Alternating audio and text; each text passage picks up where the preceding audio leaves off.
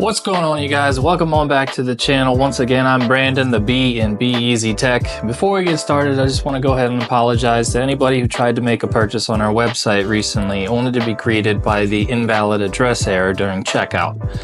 We realized this was due to a Shopify update that somehow deleted most of our shipping rates, which was causing the error. So we simply redid all of our shipping rates and worked with Shopify to ensure that this won't happen again, and now we can confidently say this issue is resolved.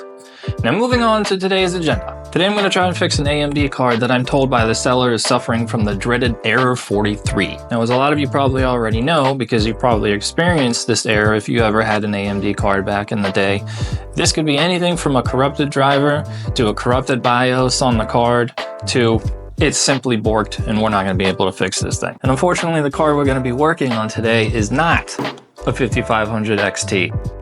It's much worse. It's an XFX RX 570. That's right, 4 gigabytes. Now this card has definitely been opened up before. Looking at this thing and combining with the fact that I only paid $10 for it on Jawa from a seller who seemingly had infinite amounts of these things, I don't really think we're going to be able to fix this card. If I had to guess, this thing was involved in a mining operation, and the fact that they were only asking $10 for it, it's probably just flat out borked, and they already knew it. But that doesn't mean we're not going to try, and who knows, maybe I'll pop it in and it'll work just fine. But right now I'm actually installing Windows 10 on this test rig because, like most people, I still prefer to try and fix things in Windows 10 too. So I'm going to finish doing that, and then we'll pop it in and see what happens.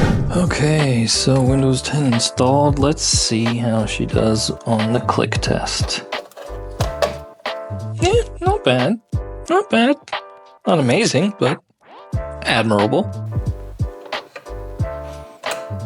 Okie dokie. So this is the part of the video where you hit the pause button, you write down in the comments what you think's gonna happen when I hit this switch here and this card turns on. If you guess correctly, who knows? Here we go.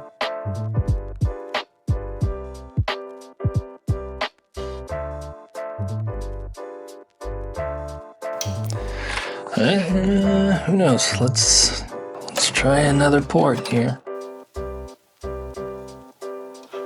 Spin!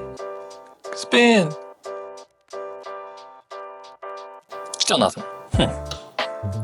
Let's try hitting the BIOS switch on the card.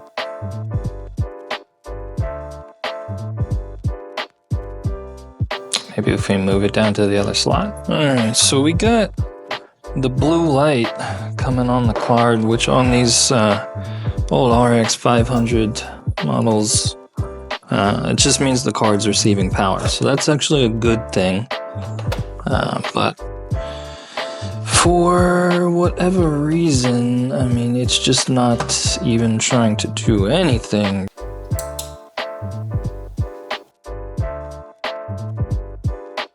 Nah.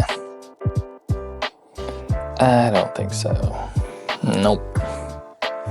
Alright, let's switch back to integrated graphics and see if we can flash the BIOS on this thing. Alright, so I downloaded the AMD ATI flash utility, see if we can flash the BIOS on this thing, but judging by the fact that, you know, the fans aren't spinning or anything, GPU-Z does not recognize that there's another display adapter in here at all. I think this card is just flat out dead. You know, it really looks, it looks stripped for parts. You know, I haven't taken it completely apart, but I don't know. The fact that it was $10, I just have this feeling, but whatever. Let's give it a shot. Let's install the driver. See what happens if it even recognizes there's a card. Yep, and there we go. It can't even find the fact that we have another card. I can't get a picture out of this thing to save my life.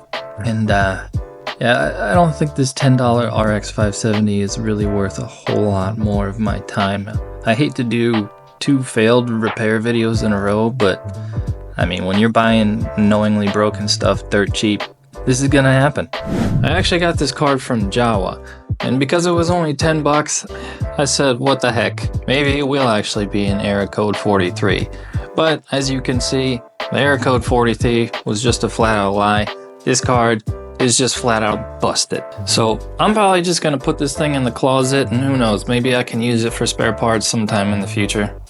You know what? No, we ain't going out like that twice in a row. No, all right, we're gonna put up more of a fight. We're gonna take this thing apart. We're gonna look at the power phases, all right?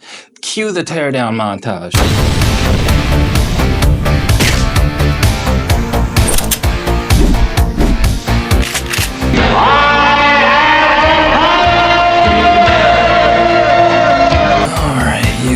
Bastard.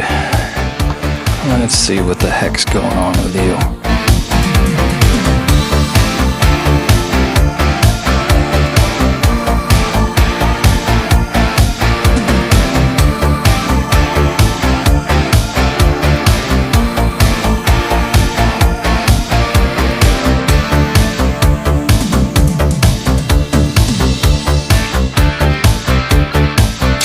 What is that? Is it really plastic?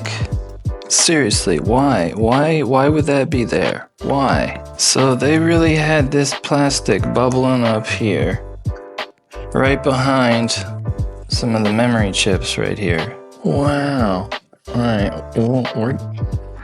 oh, it's like stuck on there now. Oh my goodness. Why? Why is this here? And this is on the inside too. Like, who put this here?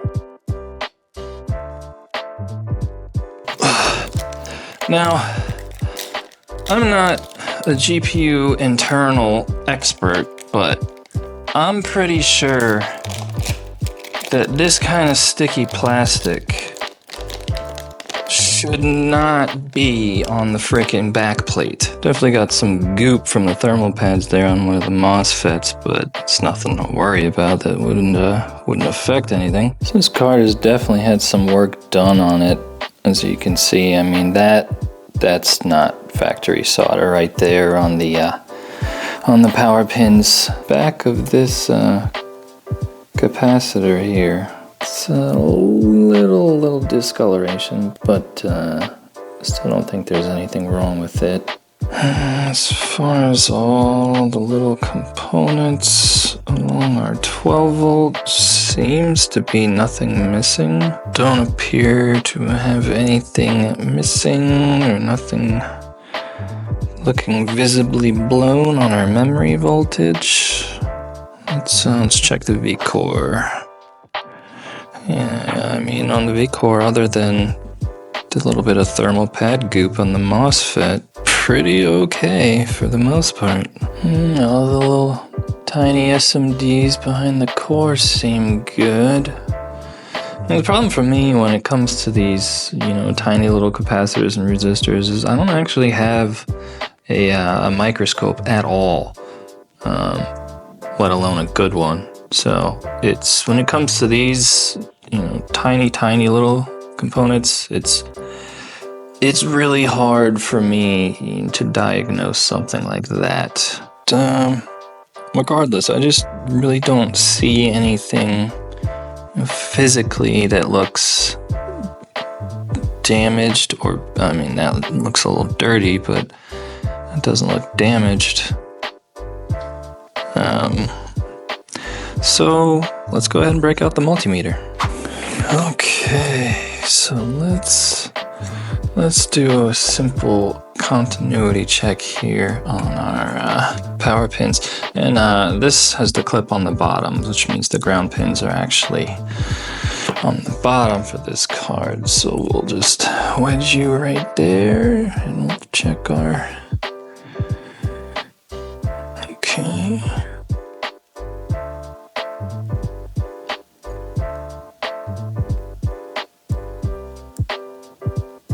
Okay, all right, so this is our extra pin right here. All right, so that looks good. Let's check our resistances here.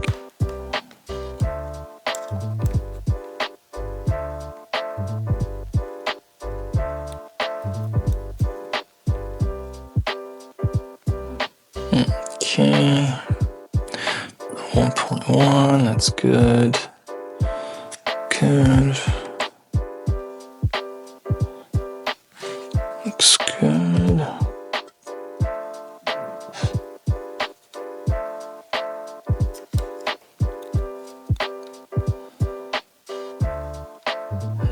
Okay, and this one, as you can see, has a higher value, so it's expected that our resistance would be higher on this inductor here. So that all looks good. Let's switch over to kiloohms and let's check our memory phase here. Okay, good there.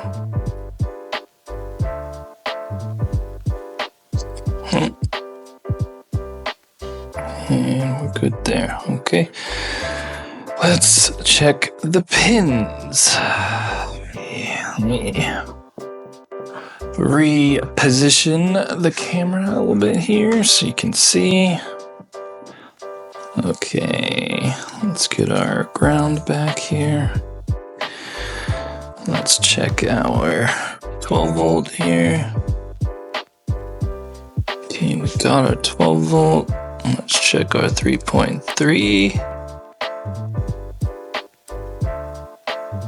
We got our 3.3. Okay, so at this point, I think it's either got to be something with the core or one of these memory chips is bad. So the only thing I can really try here is, let me go grab my heat gun and let's see if I kind of heat the core and the memory chips for a little bit, if maybe there's just a solder ball not quite making contact. So let me go grab the heat gun and be right back.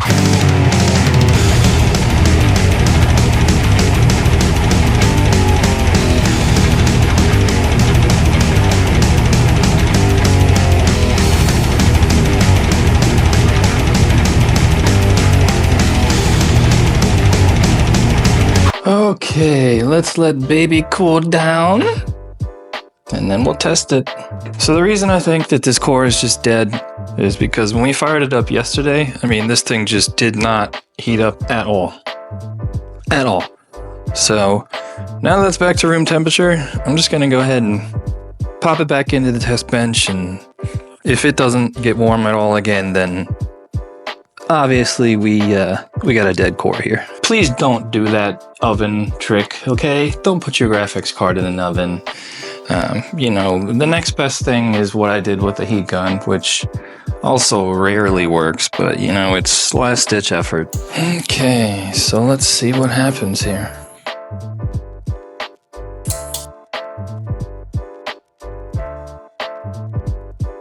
No. This core is still cold to the touch. This core is dead. We're not getting any errors on the motherboard, and yeah, the blue light on the PCI connector says it's getting power, but I mean, that's just an LED sensor basically. Obviously, it's not actually getting power because this thing is still ice cold, still room temperature, so she's dead.